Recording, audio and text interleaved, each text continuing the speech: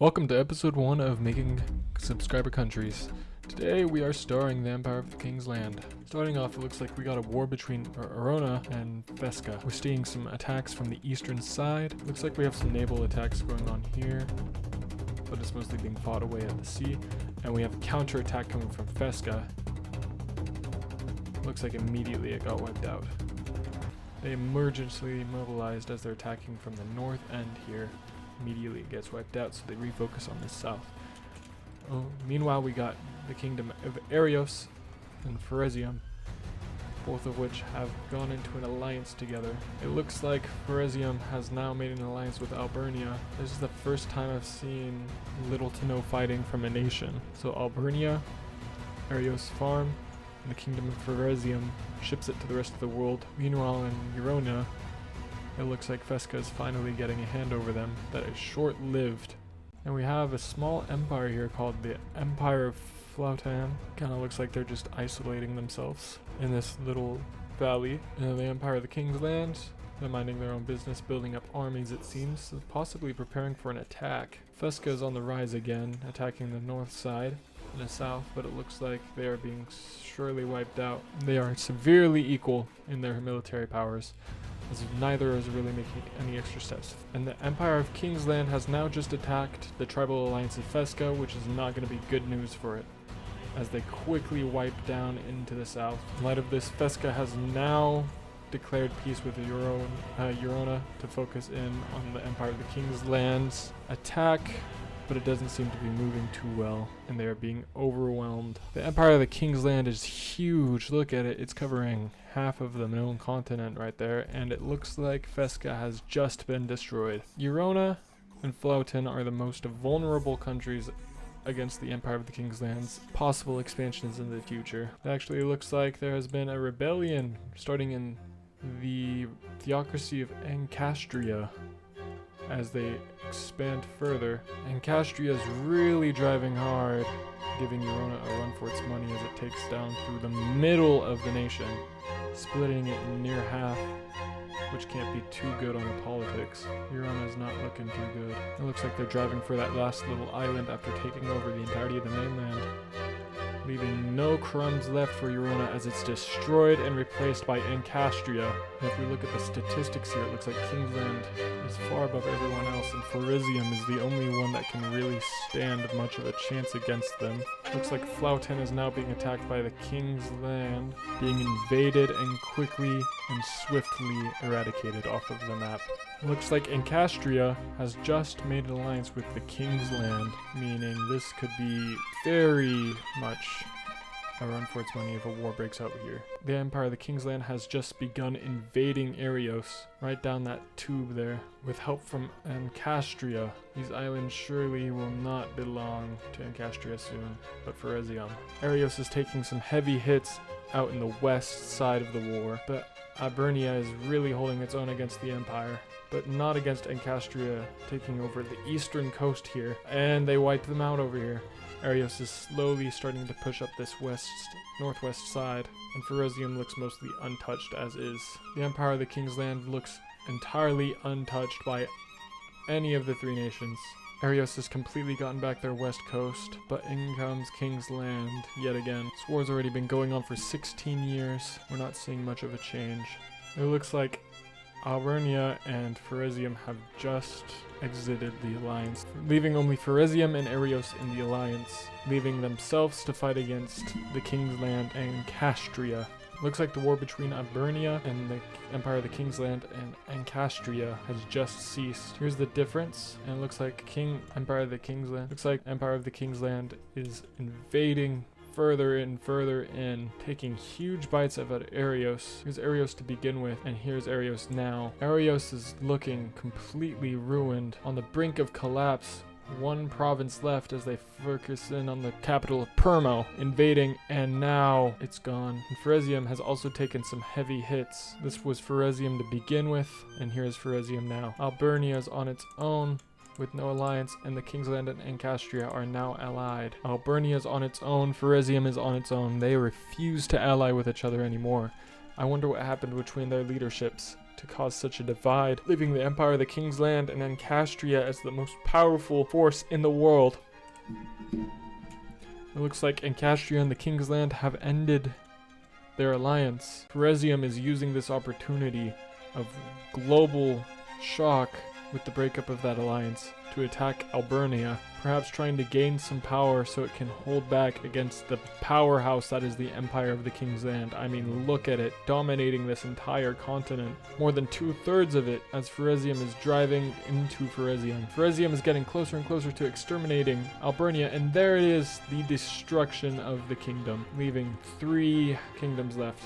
The Empire of the King's Land, Ancastria, and Feresium. Ancastria has just declared war on Feresium, probably trying to drive further and further in. And while that's happening, Uchistan is beginning its invasion as it rebels and forms and immediately is squashed out by the Empire of the King's Land. Feresium is getting Ancastria out of its land and driving back what was once its own. And yet another rebellion in the Empire of the King's Land, maybe short-lived by Uchos. It's immediately snuffed out. The only chance of a rebellion is if someone goes to war with the Empire of the King's Land, and a rebellion happens at the same time. Feresium has officially driven out Ancastria from the mainland and is involving itself in a full-scale invasion on its own turf. Feresium is pushing back and stealing these islands once more, although short-lived as they push back forward with their navy and land on the coast in Churcham, taking a southwestern coast away from them, doing hit and run kind of strategy here, where they take one province and immediately they get another one. Ancastria is struggling to fight them off here. On the mainland, it's entirely unaffected by them, and a rival state, Pegasus, has now chosen the time to rebel against the severe corruption in Ancastria. This is probably the end of Ancastria before our eyes, as they zero in on the capital of Agazorsk, and they drive in, and there goes Ancastria, a theocracy no more. A new empire has arisen, known as the Empire of Pegasus. Pegasus and Feresium have just made an alliance, probably reunited by their previous conquest. It looks like a small community of tribesmen have begun rebelling on the east of the Empire of the King's Land, but immediately is it getting squandered. Oh, they are making progress, as Massul is showing that the Empire of the King's Land isn't as tough as everyone thought they were globally, as they push further west, making a name for themselves, as Massul is going by the second, taking bigger and bigger bites out of the King's Land,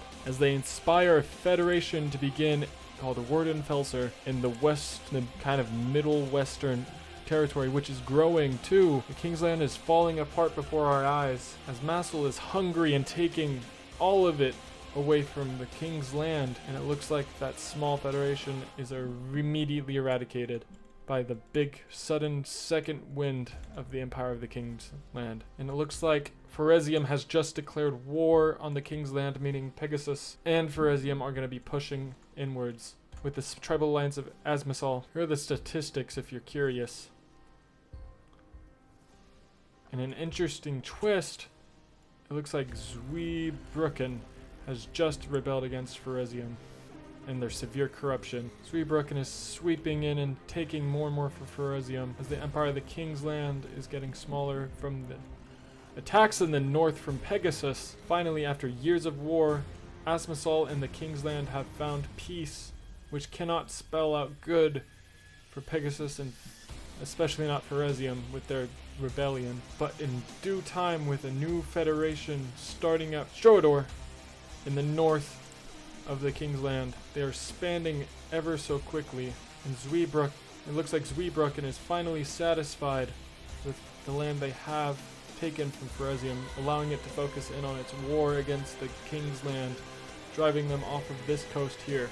A new alliance is broken out between Zweibrücken and the tribal alliance of Azmasal, as Feresium keeps pushing upward, surrounding Zweibrücken. It would spell disaster if they tried to reclaim that land. The Empire of the King's Land is taking all fronts, as luckily it finds peace with Feresium, but still looking like it is struggling. But comes in the saving grace of Pegasus, which is now coming in and sweeping over Strodor. Another rebellion starting up in Feresium in the west coast over here. Looks like the Empire of Athoros is trying to take this chunk over here, as Pegasus suffers its own rebellion in the county of Mednus, starting a new kingdom of Aboricum. And Pharesium is left giving up and giving this claim over. Pegasus is left fighting on two fronts on either corner of its empire. Aboricum is taking this opportunity. Pegasus has declared peace with Stroador, a saving grace for the Empire of the King's Land in their war, and allowing them to fight back against Aboricum. Stroador is being backed into a corner over here. Two rebellions to pop up at once. A new federation of Celestia in the northern half of the King's Land, and in the southern half we have the Kingdom of Astoria. Immediately the north has been wiped out, and the rebellion in the south is yet to grow. Somehow peace between Stroador has been found between the King's Land and itself, and this rebellion has been squashed out, leaving the King's Land remnant of its former self, but still a big playing field, as Aboricum is now driven away. It looks like the King's Land has joined the alliance between Asmissal and Zweibrücken. It looks like Athoros, Zweibrücken, and Asmissal have joined an alliance together. Maybe the newer nations are what unite them. Meanwhile, it looks like Pegasus and the Kingdom of Pharesium have broken their alliance. Looks like the King's Land is struggling from a rebellion in the west that they immediately squandered. It looks like Pharesium has declared war on this triad of alliances, trying to push back into Zweibrücken where they have lost their former land. Zweibrücken is taking some hits out of itself, particularly losing land of its own to Athoros. In light of this war, it looks like there is a new rebellion starting in the east of Pharesium, taking advantage of this distraction to try and grow, as Pharesium is taking heavy hits from Athoros and Henegavin. Pharesium tries to declare peace between the alliance here, but they are not having it, and it looks like there's a silent understanding between Zweibrücken, Asmissal, Athoros, and Henegavin against the enemy known as Pharesium. And yet another rebellion starts up in Pharesium, particularly in Churchshov, as Pharesium declares all-out peace against the alliances over in of the three-way alliance. And finally there is peace between Henegavin and Pharesium, but Pharesium has taken heavy hits and is now less than empire. And Pharesium has lost its control of this small island, and Daenrig has taken control. I don't know how and I don't know why, but Stroador has reclaimed from this small chunk to this. Lands from Pegasus and the King's Land. It looks like the biggest global contender right now is Pegasus. It looks like Henegavin and the Federation of Daenrig have just made an alliance between themselves. Good because they're close on border of the Kingdom of Pharesium is probably not liking the sight of four of the former nations that it tried to squash in just adolescence being bigger than itself and in alliances. It looks like there are two simultaneous attacks. It looks like Pharesium is struggling from the Federation of Askel in the northern islands next to Stroador. Leading in their own independence, Stroador declares war on the new Askel, which they are paying for dearly. Askel is not a fight to be reckoned with.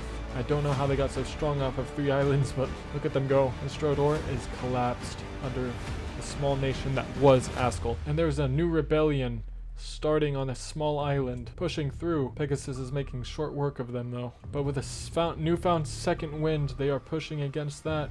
It looks like Daenrig is now taking this opportunity to attack and expand on the island. Looks like there's a fight going on of the mainland Pegasus, as they've lost this small island east. As it looks like Pegasus is pushing back onto its island. And here comes Daenrig and Henegavin pushing in to the coastlines. Peace has been found between Henegavin, Daenrig, and Pegasus, as they now focus solely on Methelia. Looks like there's big pushing from Methelia. Looks like there's big pushing from Methelia over here on the east continent, which is quickly squandered by Pegasus, but soon there collapses imminent and the rebellion is over.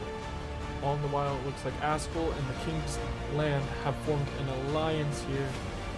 My assumption is they're seeing the aggression of Pegasus and hoping for protection within one another. It looks like Daenrig has just declared war to wipe Pegasus off of this island for good. And in comes Henegavin. Looks like Pegasus is understanding this is not a fight it can win, and they're just trying to get them off the mainland at this point.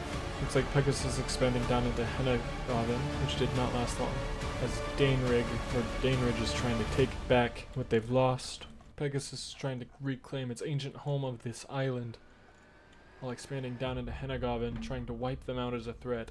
Looks like a rebellion has started northwest border of Pegasus as they're trying to expand slightly north, maybe now south, along the border of Askel, the kingdom of Veletria, allowing Daneridge to get an upper hand on this coastline, and this rebellion is nearly over. Looks like Heneghaven has its own rebellion down here, border of Feresium, trying to get this southern bit here. They're doing rather well for themselves. Looks like Asmissal is now also declaring war on Pegasus as they invade upward, as Pegasus finds peace with Daneridge, but not Asmissal. And Daneridge immediately goes into an attack with the tribal alliance of Asmissal, pushing into Asmissal, and Pegasus is fighting back and pushing against Asmissal as well, making peace with them right over here as Daneridge is pushing into the mainland.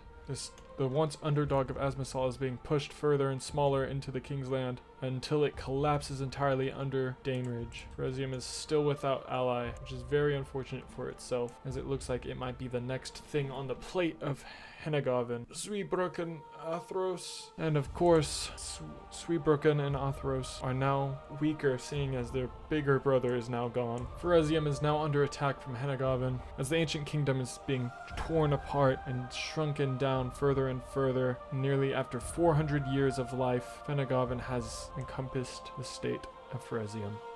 And Pegasus has now joined Askel and the King's Land in their little triad of an alliance, possibly due to the aggression of Daneridge and Heneghaven. Daneridge and Heneghaven are stronger than the entire world combined right now. Thoros has now attacked the King's Land in the north. Zweibrücken is on the brink of collapse. One of Askel's armies is getting lost down south, as Thoros is almost off of the mainland entirely due to the King's Land. The Empire of the King's Land is nearly collapsing. And there it goes. Zweibrücken has been collapsed due to the King's Land, breathing its final breath to the 424-year-old empire. And Thoros is what's left in its wake, and they're about to lose, it looks like. Oh, and we entirely missed that part. Thoros has been annexed and swallowed into both Askel and the King's Land. It looks like Daneridge and Heneghaven have just broken their alliance. It's not something I'd want to see anytime soon, a war between those two. It looks like the King's Land has just surpassed Heneghaven in the list of powers. I just noticed none of Daneridge's mainland has rivers, and it looks like the King's Land has just declared war on Heneghaven, and it looks like a group of rebels in Olyth are taking this to their advantage. Heneghaven now surpassing both Daneridge and the King's Land. Peace being negotiated between Heneghaven and the King's Land. But it looks like that's not going to be the end of it, as Daneridge has just allied itself with Askel, Pegasus, and the King's Land, literally the world against Heneghaven, as the once, but it doesn't look like it might be enough. World War I taking place from the third kingdom for Feresium expands. The third, what happened to the second? Could that have been a rebellion that had been squandered? The third kingdom of Feresium is expanding rapidly in the southern border of Heneghaven. The entire world is struggling to fight off Heneghaven right now, as yet another rebellion starts up, as peace is finally found with Feresium on these three islands. Heneghaven is now encompassing half of the world, as Feresium joins in the alliance that is trying to resist Heneghaven, and two simultaneous rebellions are immediately crushed. The King's Land saved ever so slightly from collapse.